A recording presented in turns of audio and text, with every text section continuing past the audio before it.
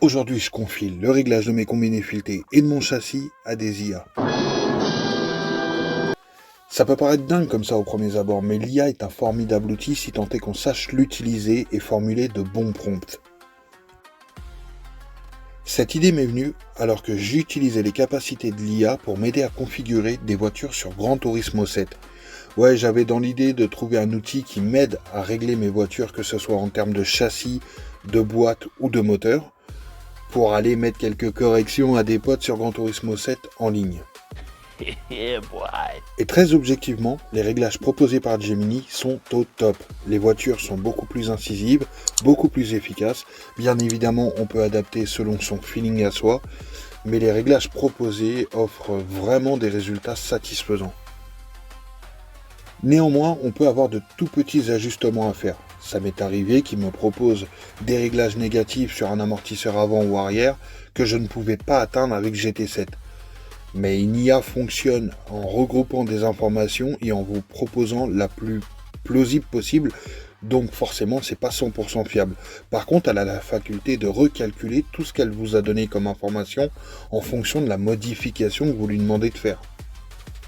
Fort de ces résultats très convaincants sur GT7, j'ai donc demandé à Gemini de me proposer des réglages pour de la montée historique sur une Mazda 323 SBA préparée style groupe A des années 90. Je lui ai donné le plus d'infos possible pour qu'il puisse me proposer des réponses pertinentes. Bon, la discussion que vous avez sous les yeux, c'est une discussion que j'ai recréée pour scénariser un petit peu, illustrer mes propos.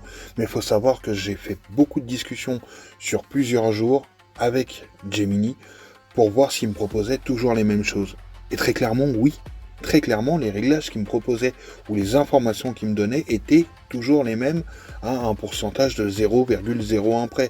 Par exemple, pour le réglage des duretés des combinés, il me dit sur une discussion ou sur une autre de 12 à 15 clics. Parfois, il va me dire 13 clics, 14 clics, mais ça reste toujours dans une fourchette très proche.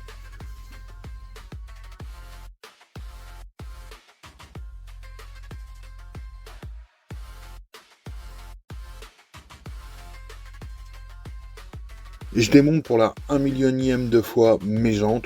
Bah ouais, il faut avoir accès au combiné fileté, donc c'est parti. Mais personne dit ça.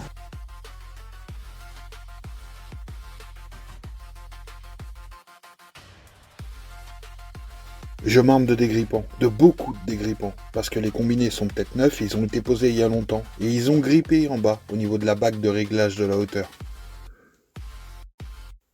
Le protocole pour régler mes combinés filetés, d'après Gemini, c'était de régler d'abord la précontrainte avec les deux bagues au niveau du ressort, chose qui était totalement aux fraises sur ma voiture, puis régler la hauteur, en dégrippant cette bague qui ne voulait pas venir tout en bas du corps d'amortisseur, et ensuite poser la voiture sur ses 4 roues pour régler la dureté.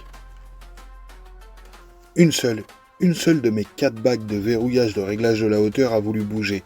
Le reste, elles m'ont bousillé mes clés ergo.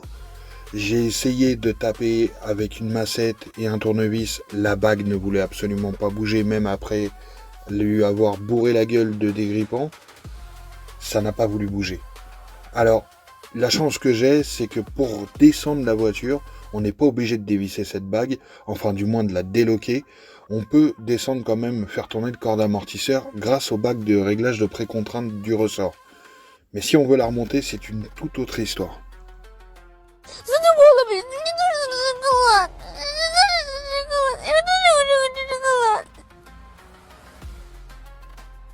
Je règle la dureté des 4 combinés filetés sur 15 clics en partant du hard vers le soft, 15 clics sur 34, ce qui me paraît être une bonne moyenne.